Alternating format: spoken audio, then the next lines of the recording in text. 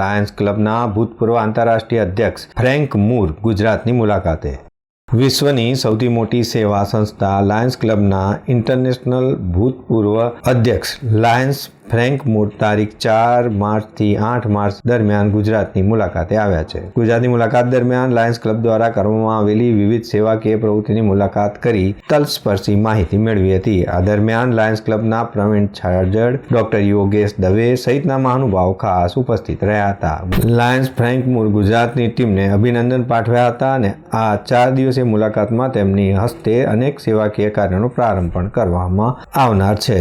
તારીખ 7 માર્ચના રોજ ₹50 કરોડના ખર્ચે અમદાવાદના ઓગણજ વિસ્તારમાં મલ્ટી સ્પેશિયાલિટી હોસ્પિટલ તૈયાર થનાર છે, જેનું ખાતમુહૂર્ત લાયન્સ ક્લબ ઇન્ટરનેશનલના ભૂતપૂર્વ આંતરરાષ્ટ્રીય અધ્યક્ષ લાયન્સ ફ્રેન્ક મૂરના હસ્તે કરવામાં આવનાર છે। આ ઉપરાંત રાજ્ય સરકાર સાથે એક ખાસ MOU પણ કરવામાં આવનાર છે, જેમાં રાજ્યના મુખ્યમંત્રી ભૂપેન્દ્ર પટેલની ઉપસ્થિતિમાં ગુજરાતમાંથી ક્ષય રોગના નિર્મૂલન માટે રાજ્ય સરકાર સાથે MOU કરવામાં આવનાર છે।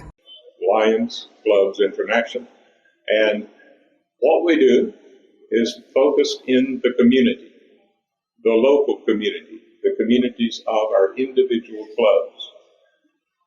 We have over 750 districts in the world, and each is unique.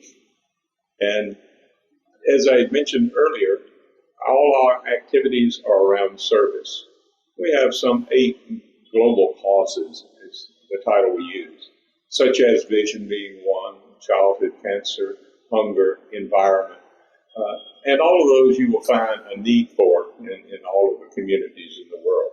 But the local Lions Club makes the determination of the activities they feel is most important in their community and in their area.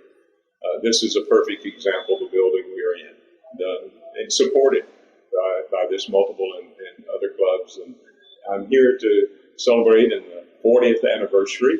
Lions club of Karnavati અમદાવાદના 40 વર્ષ પૂર્ણ કરવા જઈ રહ્યું છે, ત્યારે તેની ખાસ ઉજવણી અમદાવાદના સેલા વિસ્તારમાં આવેલા ઓડાના ઓડિટોરિયમ ખાતે યોજાનાર છે, જેમાં નવા 5 ડિસ્ટ્રિક્ટ ગવર્નરને સન્માનિત કરવામાં આવનાર છે। ગુજરાત કોલેજ પાસે આવેલા રોહિત મહેતા મેડિકલ હબની મુલાકાત પણ તેઓએ લીધી હતી। મુલાકાત દરમિયાન ફ્રેન્ક મૂરે મેડિકલની સુવિધાઓની મુલાકાત કરી અને માહિતી મેળવી હતી।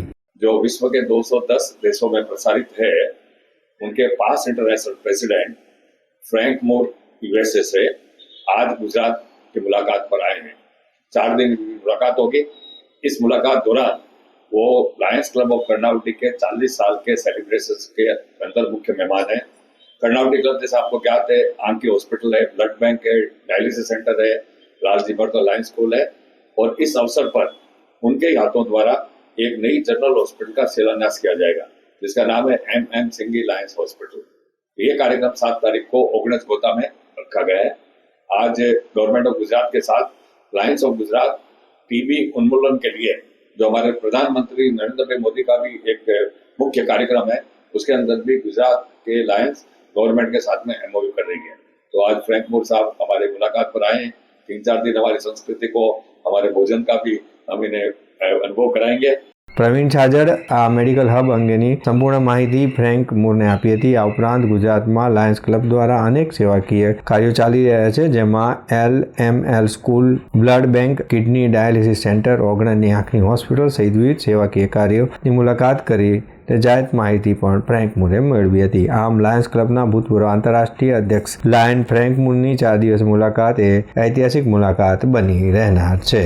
દર્શક મિત્રો, આ હતા અત્યાર સુધીના સમાચારની ખાસ ગતિવિધિ માટે આપ નિહાળતા રહો S Live ન્યૂઝ બુલેટિન। નમસ્કાર।